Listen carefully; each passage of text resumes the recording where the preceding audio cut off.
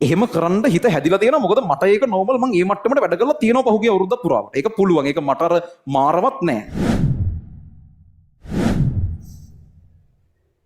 බඩගිනි තාම ගන්න ගන්න එපා. තව ටිකක් ඉන්න.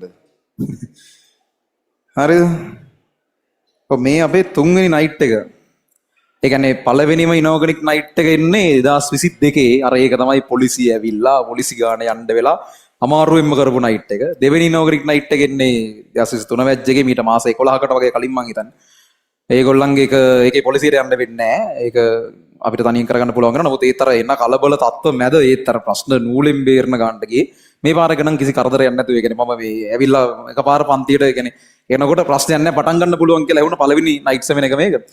මේ එතකොට වැඩේ ඉතින් ගිහිල්ලා තියෙනවා.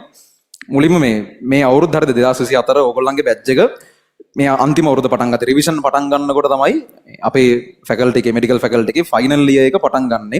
ප්‍රොෆෙසෝරියල් අපොයින්ට්මන්ට් එක කියලා කියන්නේ මේ ඒක සාමාන්‍යයෙන් අහලා බලන්න නිකන් දන්න අයියලා අක්කලා හෝ එහෙම ඩොක්ටර්ස්ලා ඉන්නවනම් කැම්පස් එක ෆයිනල් ඉයර් එකක් එක්ක මේ වගේ ස්කේල් එකකින් පන්ති කරනවා වගේ දෙයක් ඒක අර නියර්ලි ඉම්පොසිබල් කියලා කියන්නේ ඒක ආසන්නව බැරි දෙයක් කරන්න. ඔය මේ අවුරුද්ද පටන් ගන්නකොට ඔයගොල්ලන්ගේ බැච් එක පටන් ගන්නකොට ඔය ප්‍රශ්නේ එනවා. ඒ කියන්නේ අපි කතා කරනවා මම අපේ ගෙදර අය කතා කරනවා මොකද්ද කරන්නේ. ඒ කියන්නේ විස්තර හොයලා බැලුවාම කරන්න බෑ ඒක. හරිද? විස්තර ඇත්තම කතාව කියන්නේ 2024 බැච් එක රිවිෂන් පටන් අරගෙන ඒකත් එක්ක අනිත් පැත්තෙන් මේ 2023 අන්තිමේට වගේ තමයි ප්‍රොෆෙසෝරියල් පටන් ගන්න. නමුත් හරියට වැඩ ටික සෙට් වෙන්නේ ඔයාලගේ බැච් එකේ රිවිෂන් එක පටන් ගන්න කාලෙත් එක්ක. ඉතින් ලොකු ළමයි ප්‍රමාණයක් රිවිෂන් එකෙන් සම්බන්ධ උනේ. ඒතර මේ එතනදී එනවා මේ එක තැනක choice එකක් ගන්න වෙනවා ඩිග්‍රී එක කරනවද නැත්නම් පන්ති කරනවද කියලා. දෙකේම වාසි තියෙනවා දෙකේම අවාසි තියෙනවා. පන්ති කරනවා කියන එක මේ තිබ්බ ලබන අවුරුදු විදි නැති වෙන්න පුළුවන්. ඒක හරි අස්ථාවර දෙයක්. ඒක අර ස්ථාවර නෑ. ඒක ඕන තරම් එනවා යනවා. ඒක එහෙම මේ ස්ටේබල් කියලා විශ්වාසයක් නැති දෙයක්. සහ අනිත් පැත්තට මේ ඒකේ අර පිළිගැනීම සම්බන්ධව සහ ඒකේ පොඩි ප්‍රශ්න ටිකක් තියෙනවා ඒක පැත්තකින්. එහෙම කතන්දර ටිකක් තියෙනවා. ඒක එකක්. අනිත් පැත්තට මේ මෙඩිසින් කරන එකෙත් ඒ වගේම ඉතින් මේකේ තව හොඳ දේවල් ටිකක් තියෙනවා. මම වැඩිපුර කැමති දේ මේක වීම. සහ ඉතින් මේකට මගේ පැෂන් එක වැඩි. සහ ආර්ථිකමය වශයෙන් මේක සාපේක්ෂව හොඳයි. නමුත් ඒක නම් දෙපැත්තෙම තියෙනවා. දැන් ඔයගොල්ලෝ ගොඩක් වෙලාට මේ හිතාගෙන ඉන්නේ මේක තමයි සල්ලි හම්බ කරන්නේ අර වගේ වෘත්තිය වලින් සල්ලි හම්බ කරන්න බෑ කියලා මේ එහෙම එකක් නෑ. ඒකට ඕනම වෘත්තියක මේ උඩම ලෙවල් එක කොහොමත් එහෙමයි. ඒ කියන්නේ වැඩි ඕනේ නෑ මේ ලංකාවට මේ ළඟදී රෝල්ස් රොයිස් ස්පෙක්ට්‍ර් එකක් ගෙනාව දකින්න දෙන්නේ දැක්කත් දන්නේ නැහැ මම දැන් අයිඩියා එකක් තියෙනවනේ ડોක්ටර් කෙනෙක් ගේන්නේ. ඒ කියන්නේ එහෙම එකක් නෑ. නමුත් දෙකේම තියෙනවා දෙපැත්තක්. එකයි තියෙන්නේ ડોක්ටර් කෙනෙක්ගේ වාහනයක්.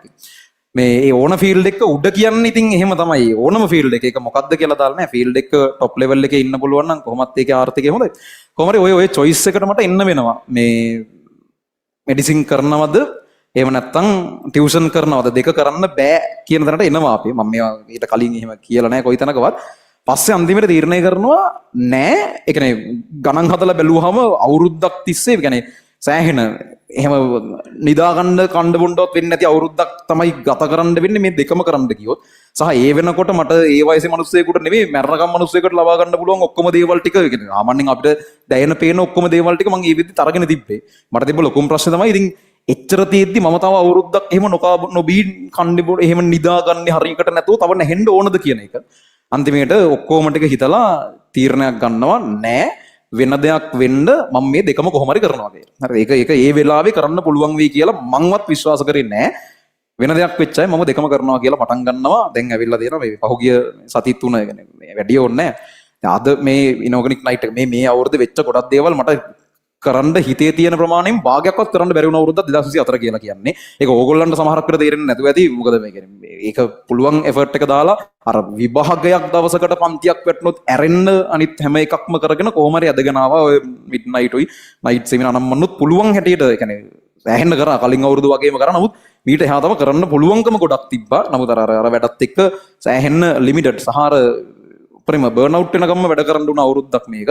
වැඩි ඕනේ නැහැ. අද මේ නයිට් එකට එන්න කලින් මම මේ මැසේජ් එකකුත් දැම්මනේ මේ අද අපේ එක්සෑම් එක ෆයිනල් MBBS වල ප්‍රැක්ටිකල් එක්සෑම් කියලා තියෙනවා මේ රිටන් එක්සෑම් කියලා තියෙනවා. ඒකේ ප්‍රැක්ටිකල් එක්සෑම් තිබුණු දවසක් අද පහුගිය සති 3 පුරාවට තැන් වල තියෙනවා. අද උදෙත් එකක් තිබුණා. ඒතර ඊයේ රෑ පැයක් එකමාරක් මම නිදා ගන්න ඇති. ඊට පස්සේ මේ අද ඒ එක්සෑම් එකට ගිහිල්ලා ඒක ඉවර කරලා තමයි ගෙදර ගිහිල්ලා අඳුම් අම්මාරු කරගෙන මේ ආවේ. හරි. ඒතර මෙතන ඉඳන් ආයෙ හෙට උදේ වෙනකන් අදින්න තියෙනවා සම්පූර්ණ නයිට් එක.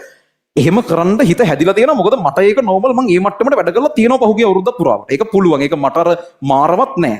හරි. හැබැයි ඒක නිකන් අර එළියේ ඉඳන් බැලුවාම ඒක එහෙම එකක් ඇයි එච්චර නැහෙන්න කියලා හිතෙන සහ එහෙම කරන්න පුළුවන්ද කියලා හිතෙන එකක්.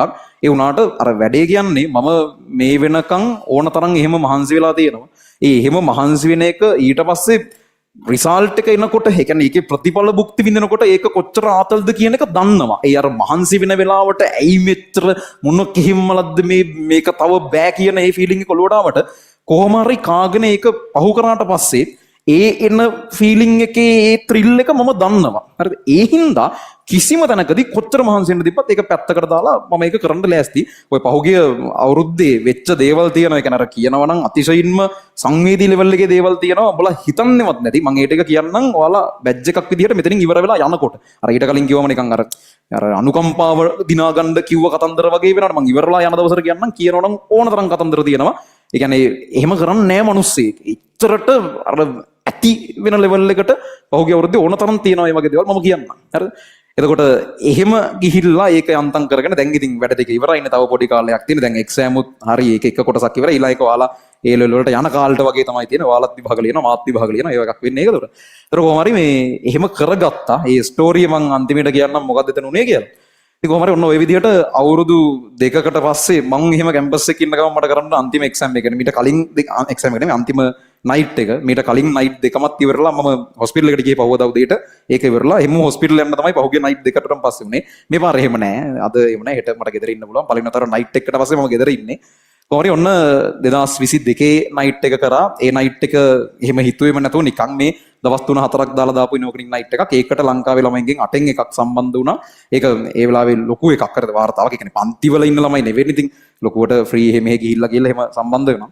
ඊපස්සේ 2023 දෙවෙනි නයිට් එක ඒකට ලංකාවෙන් 4න් එකක් සම්බන්ධ වුණා. මේ පාර මම ගණන් හැදුවේ නෑ කීයද කියලා. කොහොම හරි කවුන්ට් එක වයිස් බැලුවොත් Zoom එකේ 3000යි YouTube එකේ මම අන්තිමට බලන වෙලාවේ 24000 ගාණක් තිබ්බා. මෙතන 1000යි ගණන් හදලා බලන්න ඔක්කොම ටික අවුරුද්දකට ලංකාවේ කෙමිස්ට්‍රි කරන්නේ 80000යි. එතනින් 3න් එකකට වැඩි ප්‍රමාණයක් මෙතන දෙකේ එකක් නෑනේ. 3න් එකකට වැඩි ප්‍රමාණයක් මේ වෙලාවේ මේකට සජීව සම්බන්ධ වෙනවා. මගේ 6 වෙනි බැච් එක වෙනකොට මම ලංකාවේ 3න් එකකට එක සජීවී එක ලයිව් එක උගන්ලා තියෙනවා. ඒක ලොකු අචීව්මන්ට් එකක් මේ කාලට සාපේක්ෂව. ඔක තමයි මේ අවුරුද්දේ කතාව. හරි. මේකත් ගන්න. දැන් ආයෙමත් එස් ගුණුවට යන්නයි තියෙන්නේ. හරි. 3 එකක් කියන්නේ කීයක් විතර දෙන්නේ 80 ගණන් හදා ගන්න බැරි වුණා ඒක නැත්නම් ඒක. හර ආදාඩ ඉන්න ඕනේ. දැන් 3 එකක් නැද්ද දන්නෙත් නැහැ. හරි. නැති වෙන්නේ දැන් නැහැ නේ.